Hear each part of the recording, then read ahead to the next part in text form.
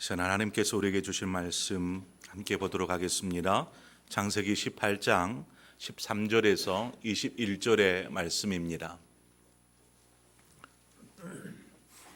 창세기 18장 13절에서 21절의 말씀입니다. 제가 봉독에 올리겠습니다. 여호와께서 아브라함에게 이르시되 사라가 왜 웃으며 이르기를 내가 늙었거늘 어떻게 아들을 낳으리오 하느냐? 여호와께 능하지 못한 일이 있겠느냐? 기한이 이를 때에 내가 네게로 돌아오리니 사라에게 아들이 있으리라. 사라가 두려워서 부인하여 이르되 내가 웃지 아니하였나이다. 이르시되 아니라 내가 웃었느니라. 그 사람들이 거기서 일어나서 소돔으로 향하고 아브라함은 그들을 전송하러 함께 나가니라. 여호와께서 이르시되 내가 하려는 것을 아브라함에게 숨기겠느냐? 아브라함은 강대한 나라가 되고 천하 만민은 그로 말미암아 복을 받게 될 것이 아니냐. 내가 그로 그 자식과 권속에게 명하여 여호와의 도를 지켜 의와 공도를 행하게 하려고 그를 택하였나니 이는 나 여호와가 아브라함에게 대하여 말한 일을 이루려 함이니라. 여호와께서 또 이르시되 소돔과 고모라에 대한 부르짖음이 크고 그 죄악이 심히 무거우니 내가 이제 내려가서 그 모든 행한 것이 과연 내게 들린 부르짖음과 같은지 그러하지 않은지 내가 보고 알려 하노라. 아멘. 한국교회는 예배를 생명과 같이 여기는 민족입니다.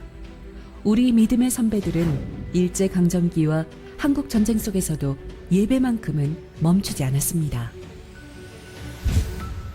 주님을 위해 10번 100번 죽어도 좋지만 주님을 버리고 100년 1000년 산다 한들 무슨 삶이겠습니까? 주님 저 위에 죽으셨거늘 죽음을 무서워 주님을 모른 채 하겠습니까? 다만 일사가고 있을 뿐입니다.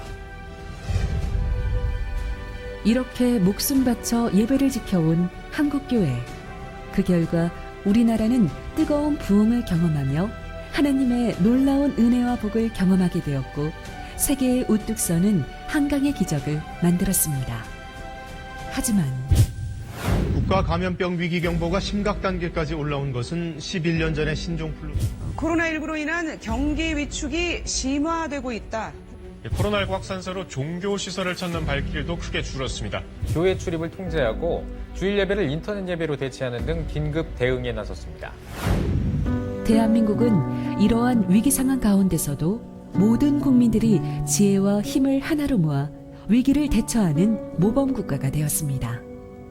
한국교회는 온라인 예배를 적극 실시하고 정부가 제시한 감염병 예방 수칙을 지키며 믿음의 선배들이 목숨 바쳐 지켜온 예배의 불이 꺼지지 않도록 사명을 감당하였습니다. 많은 시간이 흘렀습니다. 이 긴 터널을 지나는 동안 우리에게 사회적으로, 경제적으로, 신앙적으로 많은 상처와 변화가 찾아왔습니다. 하지만 우리는 다시 이 위기의 시간이 도약과 성장의 발판이 되기를 희망합니다. 한국교회는 국가의 위기 때에 이를 극복하기 위해 늘 앞장서 왔습니다. 그 중심에 바로 여러분이 있었습니다. 그리고 여러분의 중심에는 예배가 살아있었습니다. 5월 31일 한국교회 예배 회복의 날로 선포합니다. 예배의 감격을 회복하고 뜨거운 은혜로 코로나의 위기를 태워버립시다. 우리 모두 예배 회복을 통해 상처 입은 대한민국을 다시 세워갑시다.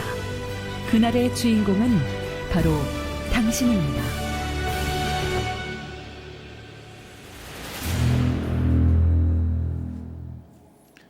네, 영상을 통해서도 우리가 알고 또 영상에서 말하고 있듯이 다음 주는 총회가 설정한 예배 회복의 주일입니다.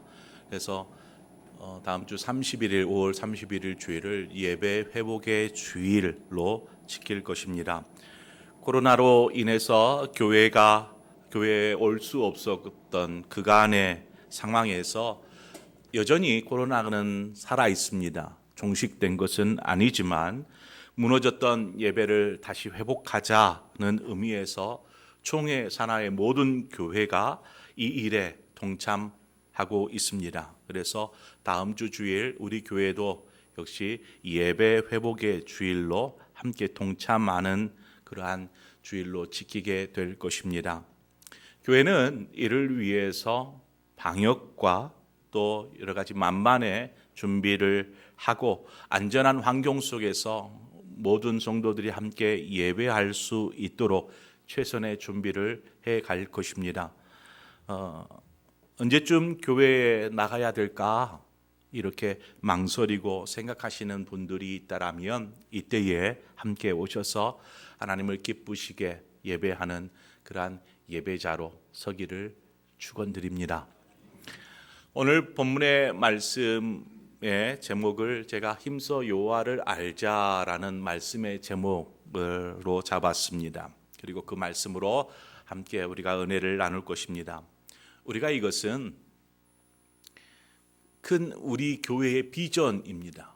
하나님을 알고 하나님을 알리는 교회라는 그러한 우리의 비전을 둔 비전처럼 하나님을 힘써 아는 것 역시 너무나 중요한 것입니다. 여러분, 여호와를 안다, 알아야 된다, 하나님을 알라 바라고 있는데 여호와를 안다라는 말 속에는요 다른 의미들이 함께 내포되어져 있습니다. 어떠한 의미가 내포되어져 있냐면 여호와를 안다라는 말 속에는 여호와를 믿는 것, 아는 것, 그리고 경험하는 것, 이 모든 내용이 포함되어져 있는 말이 여호와를 아는 것이라는 말입니다. 그래서 단순히 지식적으로 뭘 알아라는 그냥 지식적인 알미 아니고 우리 안에 믿음, 우리 안에 암, 그 다음에 우리 안에 경험되어지는 경험, 이 모든 것들이 어우러져서 여호와를 안다라는 말입니다. 그래서 힘써 여호와를 알자라는 말은 이 세 가지를 동시에 이야기합니다. 믿는 것과 아는 것과 경험하는 것, 이 세 가지는요 그리스도인의 신앙에 있어서 중요한 중심축이 됩니다. 기본적인 축을 형성하게 됩니다. 아는 것, 믿는 것, 경험하는 것. 그래서 이것을 세 가지의 어떤 트라이앵글이라고 이야기하고 싶어요. 삼각형. 이 삼각형을 통하여서 우리가 이 삼각형이 온전한 이렇게 삼각형이 되도록 세워가는 것은 너무 중요하잖아요. 그런데 이 삼각형의 어느 하나라도 조금 무너지거나 부족하게 되면 어떻게 될까요? 트라이앵글이 깨져버립니다. 우리의 신앙이 균형 잡혀 있는 그러한 신앙이 되기 위해서는 이 세 가지 중에 어느 하나라도 부족해서도 안 되고 또 어느 하나가 과해서도 안 되는 것입니다. 균형 잡힌 그리스도인은 바로 하나님을 아는 것, 하나님을 믿는 것, 또 하나님을 경험하는 것, 이 세 가지가 삶에서 이렇게 이루어져야 되는 것입니다. 에베소서 4장 13절에 이렇게 이야기를 해요. 우리가 다 하나님의 아들을 믿는 것과 아는 일에 하나가 되어 온전한 사람을 이루어 그리스도의 장성한 분량이 충만한 데까지 이르리니, 여기서 뭐라고 말씀합니까? 하나님의 아들을 믿는 것과 아는 것을 구분짓지 않아요. 이것을 하나가 되어라는 말을 통하여서 믿는 것과 아는 것이 하나로 묶여 있다라는 것을 말씀하고 있습니다. 즉 온전한 그리스도인은 잘 모르는데 그냥 덮어놓고 나 다 믿어요 라고 이야기하는 것은 어떻게 보면 맹목적인 신앙을 가지게 되는 것이죠. 그래서 우리는 맹목적인 신앙을 가져서는 안 되는 것입니다. 또한 알아야 믿지, 뭘 알아야 하는 말을 통해서 알매 치중하고 또 아는 것만 믿으려고 하는 신앙의 자기 교만에 빠져서는 안 되는 것입니다. 그래서 믿는 것과 아는 것, 이것을 하나가 되어야 한다라고 말씀하시는 것이죠. 그러면 경험하는 것은 어떠할까요? 경험하는 것. 기독교를 우리가 체험의 종교라 이렇게 이야기하곤 합니다. 체험의 종교. 경험되어진다라는 것이죠. 그리스도인에게 신앙의 체험 혹은 신앙의 경험은 너무 중요해요. 꼭 필요한 것들입니다. 그런데 성경에서 보면 성경은 안다라는 표현들을 종종 씁니다. 안다라는 표현을 쓸 때에 이 안다라는 말 속에는 무엇이 함께 내포되어져 있냐면 경험한다라는 말이 이 안에 함께 담겨져 있습니다. 안다라는 말 속에 예를 들어 보자면 누가복음 1장에 보면 가브리엘 전사가 마리아에게 찾아와요. 그리고 그에게 이야기합니다. 마리아야, 네가 아들을 낳을 것이다. 아들을 낳을 것이다. 그 이름을 예수로 하라. 이러한 말들을 가브리엘 천사가 해주죠. 그때에 이 마리아가 다시 한번 묻습니다. 어떻게 묻냐면 나는 남자를 알지 못하니 어찌 이 일이 있으리까? 나는 남자를 알지 못하는데 어떻게 이 일이 있겠습니까? 라고 묻는 것이죠. 여기에서 마리아가 뭐라고 해요? 나는 남자를 알지 못한다라고 얘기를 해요. 그 말은 무슨 말이에요? 남자를 경험하지 않았다라는 거예요. 그러니까 안다라는 표현 속에는 경험한다라는 의미가 함께 내포되어져 있는 것이죠. 오늘 우리가 말씀의 제목으로 힘써 여호와를 알자라고 말씀의 제목을 다루었습니다. 그러면 이 말씀의 제목 안에는 뭐가 다 담겨 있어요? 믿는 것과 아는 것과 경험하는 것이 다 담겨져 있는 그런 말씀의 제목이라 할 수 있습니다. 하나님의 아들을 믿는 것과 아는 것 그리고 경험하는 것, 이 세 가지는 온전한 그리스도인이 되기 위해서 필수적인 것입니다. 여러분의 신앙을 한번 스스로 되돌아보시고 점검해 보시기 바랍니다. 혹 이 세 가지 중에 어느 부분이 나에게 취약한 부분이 있는지, 연약한 부분이 있는지, 또 어느 부분에 내가 치우쳐져 있는 그러한 신앙생활을 하고 있지는 않은지 우리 스스로를 좀 돌아보아야 합니다. 그래서 말씀 속에서 하나님을 알아야 한다라고 할 때에는 이 세 가지 믿는 것, 아는 것, 체험, 경험 이러한 것들이 함께 이야기되어진다라는 것을 전제로 하고 말씀을 우리가 듣도록 하겠습니다. 오늘 우리는 온전한 그리스도인으로서 하나님을 알고 믿고 경험하기 위해서 본문에 하나님께서 우리에게는 무엇을 알려주고 계시는지, 우리가 무엇을 믿기를 원하시는지, 우리가 무엇을 경험하기를 원하시는지 우리가 그것을 한번 본문을 통해서 살펴보도록 하겠습니다. 창세기 18장이에요. 창세기 18장은 하나님께서 아브라함에게 두 가지를 말씀하시고 계세요. 알려주시는 것이죠.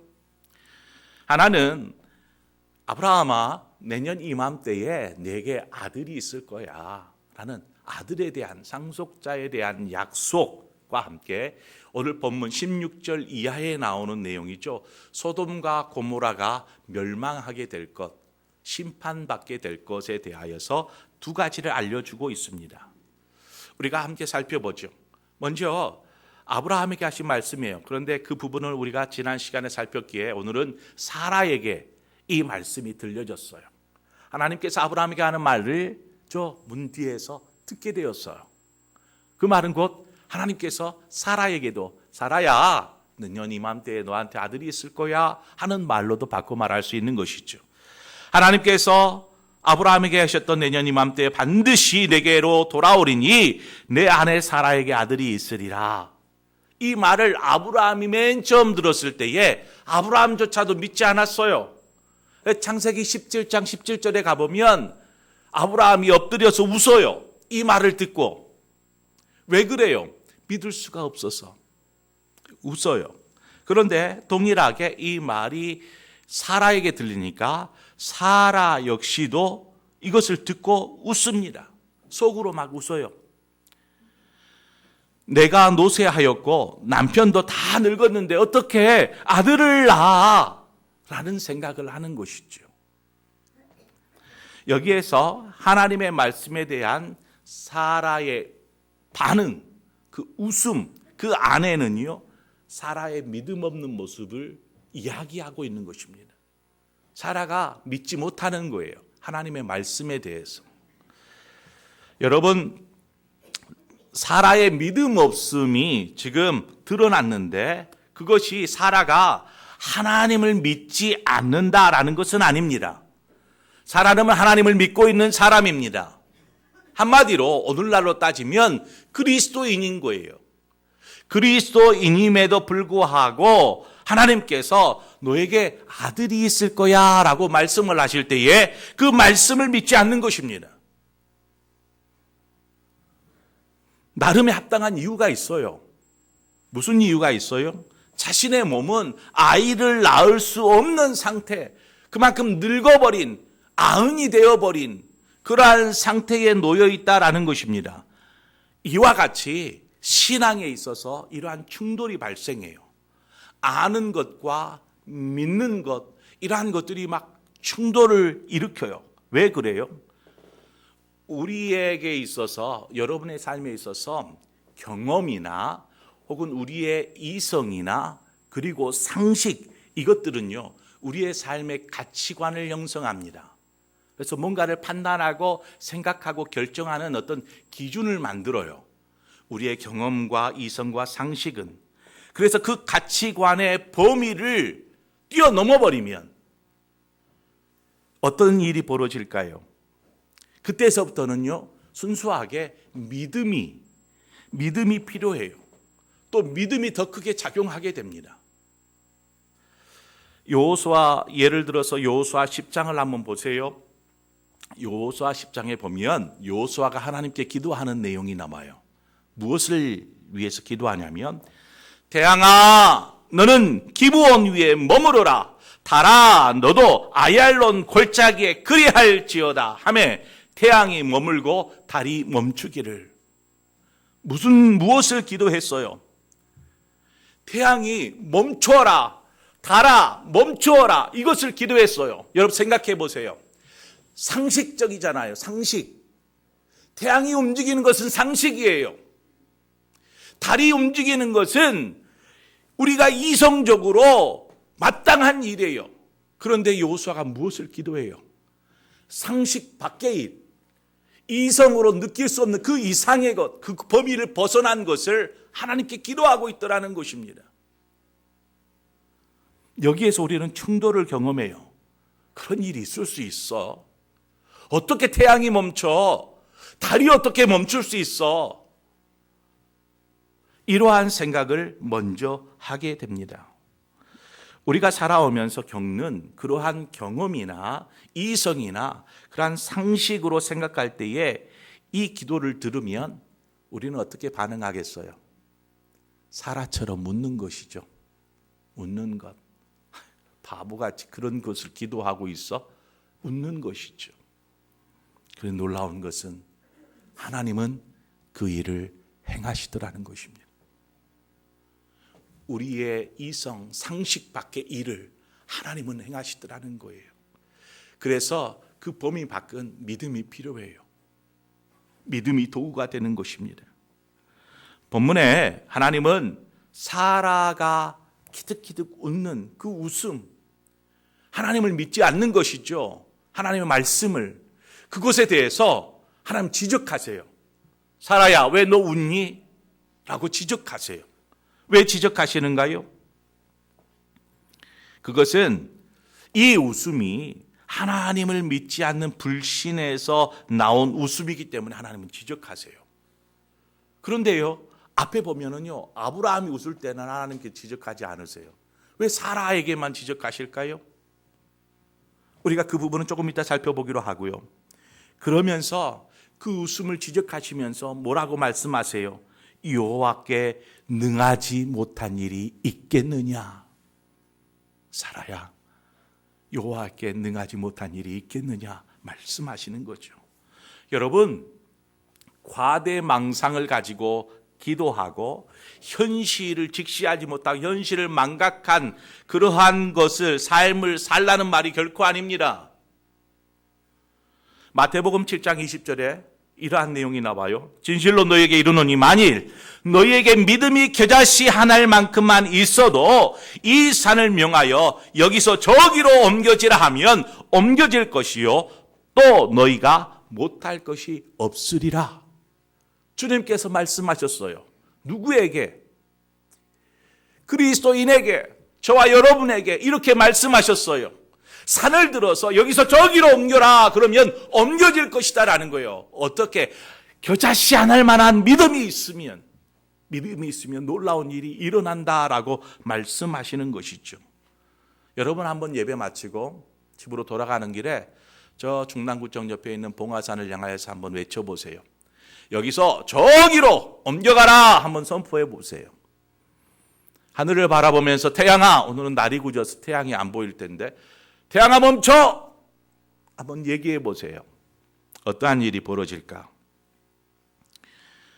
만약 태양이 멈추지 않거나 산이 옮겨지지 않으면 여러분에게는 겨자씨만한 믿음도 없는 건가요?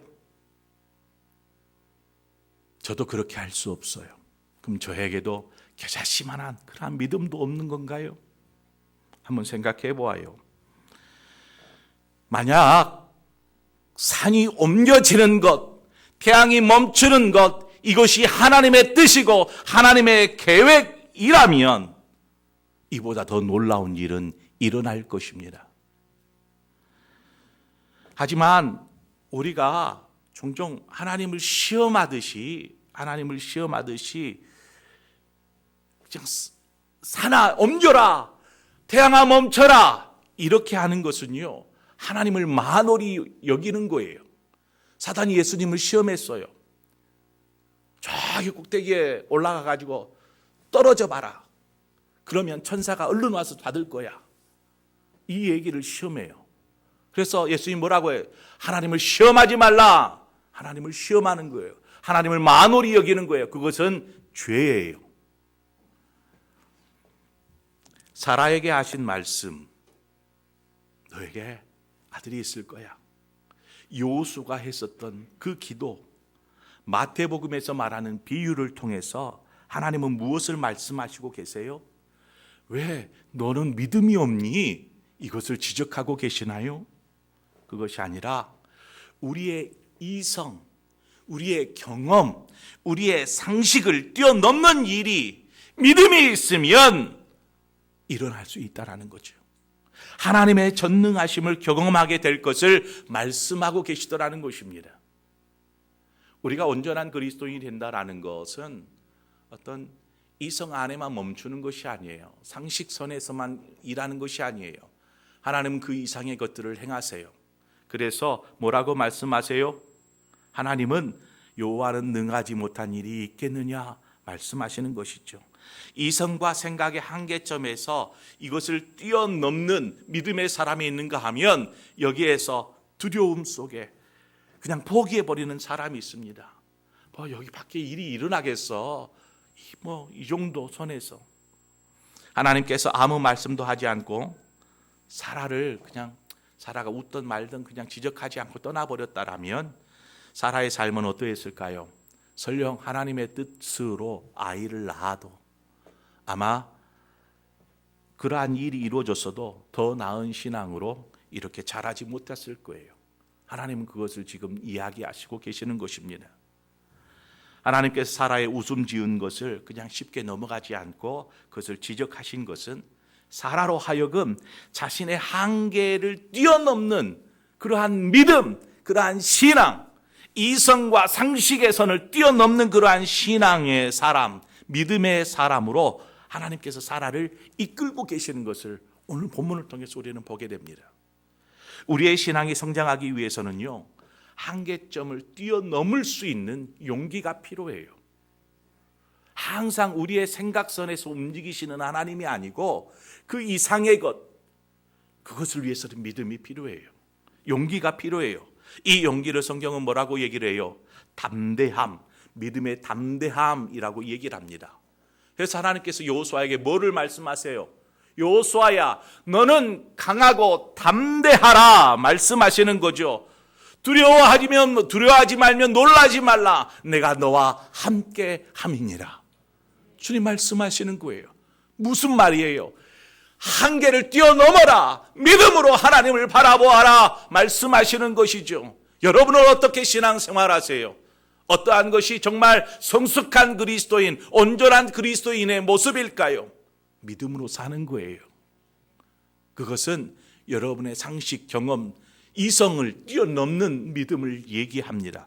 우리의 믿음의 한계점에 이르렀을 때에 14절의 말씀과 같이 여호와께 능하지 못한 일이 있겠느냐. 이 구절을 여러분 곱씹어 보시기 바랍니다. 하나님은 엘샤다이, 전능하신 하나님. 그 전능하신 하나님은 해와 달을 멈추시고 홍해를 가르시고 병든 자를 고치시고 심지어 죽은 자를 일으켜 세우시는 하나님, 그 하나님이 전능하신 하나님, 우리가 믿는 하나님이다라는 것입니다. 바라기는 여러분의 삶에 전능하신 하나님을 알고 있다라면 그것을 경험하시기를 바랍니다.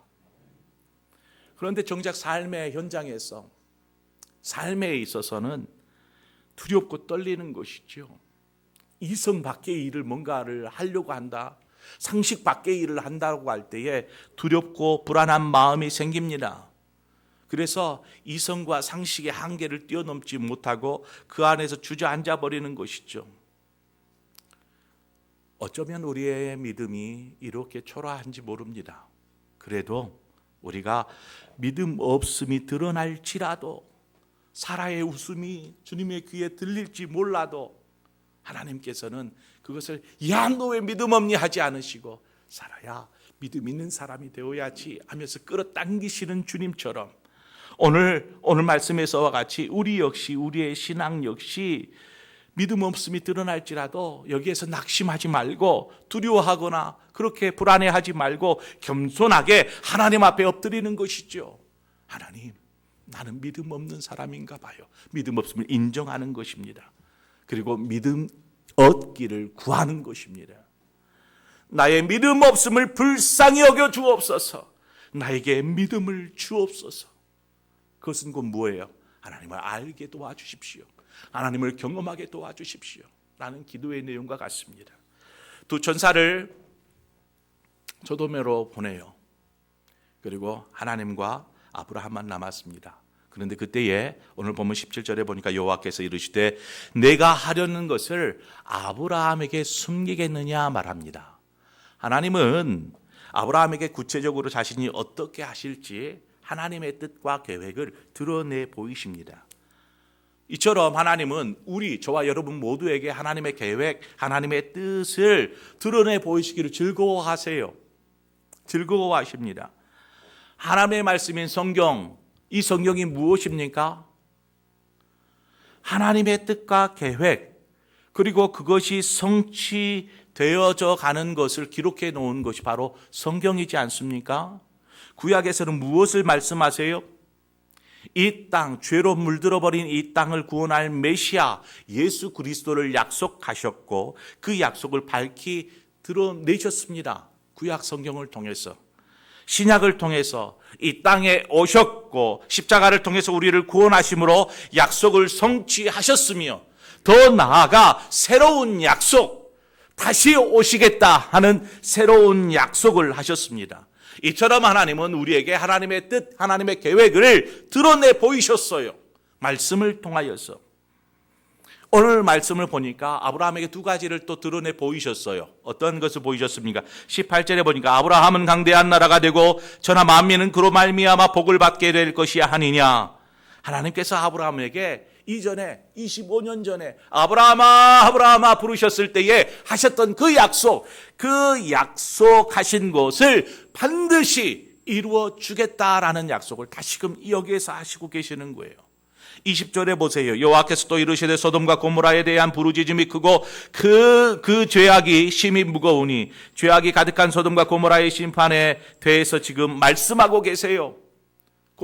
이 소돔과 고모라가 심판을 받게 될 것에 대해서. 그런데 이 두 가지 말씀, 아브라함에게 하나님의 계획을 두 가지를 말씀하셨어요. 내가 너에게 약속한 거 그거 이루어 줄 거야. 근데 소돔과 고모라는 지금 심판을 받을 거야. 이 두 가지 약속은요, 어떻게 보면 공통된 의미를 가지고 있어요. 어떠한 의미냐면, 하나님께서 아브라함을 기점으로 무엇을 세우시고 하세요? 믿음의 조상이잖아요. 그 말은 믿음의 세대를 세우기를 원하시는 거예요. 믿음의 세대를 다른 말로 하나님의 나라 이렇게 얘기할 수 있습니다. 하나님의 나라에 하나님의 백성을 세우기를 원하시는 하나님의 뜻과 계획이 바로 이 아브라함에게 약속하신 약속이에요. 그 나라, 하나님의 백성은 무엇이다라고 말합니까? 복되다라고 말하고 계세요. 복이 있는 거예요. 하지만 하나님의 백성이를 거부하고 하나님의 도를 떠나서 죄악 가운데 거할 때에는 어떠한 일이 벌어진다고 말씀하세요? 심판을 말씀하시는 거예요.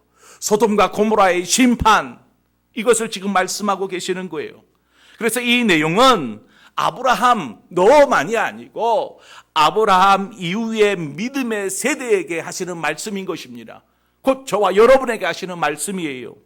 19절의 말씀에 내가 그로 그 자식과 권속에게 명하여 여호와의 도를 지켜 의와 공도를 행하게 하려고 하나님은 아브라함과 맺은 약속, 이 약속을 지금 아브라함을 택하여서 하나님께서 그렇게 말씀하시는 거예요. 그 자식과 권속에게 명하여 무엇을 명하는 거예요? 여호와의 도를 이야기하는 거죠. 그래서 하나님께서 지금 이 두 가지를 말씀하시면서 아브라함에게 뭔가를 말씀하세요. 그래서 아브라함이 해야 할 몫이 무엇인지를 우리는 발견해야 합니다. 즉 우리의 몫이 무엇인지, 우리가 뭘 해야 되죠? 이것을 우리는 알아야 되는 것이죠. 아브라함 스스로 하나님 앞에서 아는 것, 믿는 것, 경험하는 것에 균형 잡힌 온전한 그리스도인이 되어야 한다라는 것을 말합니다. 뿐만 아니라 이것을 다음 세대들, 가족 모두에게 온전한 그리스도인이 되도록 알려주고 가르쳐 주어야 할 사명, 몫이 너에게 있어 라고 말씀하시는 거예요. 아브라함은 가족과 자녀들에게 복을 받게 될 하나님의 도를 가르치라고 지금 하나님께서는 말씀하고 계시는 것입니다. 그것은 뭐예요? 공의를 가르치는 거예요. 공의가 무엇입니까? 하나님께서 이스라엘 백성을 그리심산과 에발산에 나누어서 서게 하십니다. 그리고 그곳에서 무엇을 선포하세요? 축복과 저주를 선포하세요. 구속의 은혜가 있으면 심판의 저주가 있음을 가르치는 것입니다. 이것이 하나님의 공의입니다. 하나님은 또 아브라함에게 섬김의 도를 가르치라고 말씀하세요. 하나님을 예배하고 하나님께 기도하며 믿음으로 살아가는 그러한 신앙의 모습을 가르쳐라. 너의 자녀들과 너의 가족과 너의 다음 세대에게 가르쳐라 말씀하시는 것입니다. 여러분 먼저 하나님을 알고 믿고 경험하십시오. 그리고 그것을 여러분이 마음껏 누리시고 그것을 우리의 자녀들에게, 다음 세대들에게, 우리의 가족에게 전하고 가르치고 알리십시오. 바로 이것이 부흥의 세대를 일으키는 일입니다. 하나님 지금 오늘 아브라함에게 이것을 말씀하시고 계세요. 사라에게 말씀하셨던 것처럼 믿음으로 일어서라. 아브라함아 믿음의 세례를 일으켜라. 오늘 우리에게 하시는 말씀입니다. 우리가 이 말씀을 듣고 다시금 일어나 정말 하나님의 거룩한 믿음의 세대들이 일어나기를 소망합니다. 그러한 저와 여러분이 되어지기를 주님의 이름으로 축원드립니다. 기도하겠습니다. 좋으신 하나님 아버지, 오늘 이 시간에 우리가 하나님의 말씀 앞에 겸손하게 섭니다. 단순히 아는 것으로 그치지 않게 하시고 이것을 믿고 삶 속에서 그 전능하신 하나님을 경험하는 그러한 온전한 그리스도인이 되게 하셔서 그 온전함으로 우리 사랑하는 자녀들에게, 가족에게, 이웃들에게 전하고 알리고 가르치는 그러한 우리의 몫을 잘 감당하는 우리 모두가 되도록 축복하여 주옵소서. 예수 그리스도의 이름으로 기도하옵나이다. 아멘.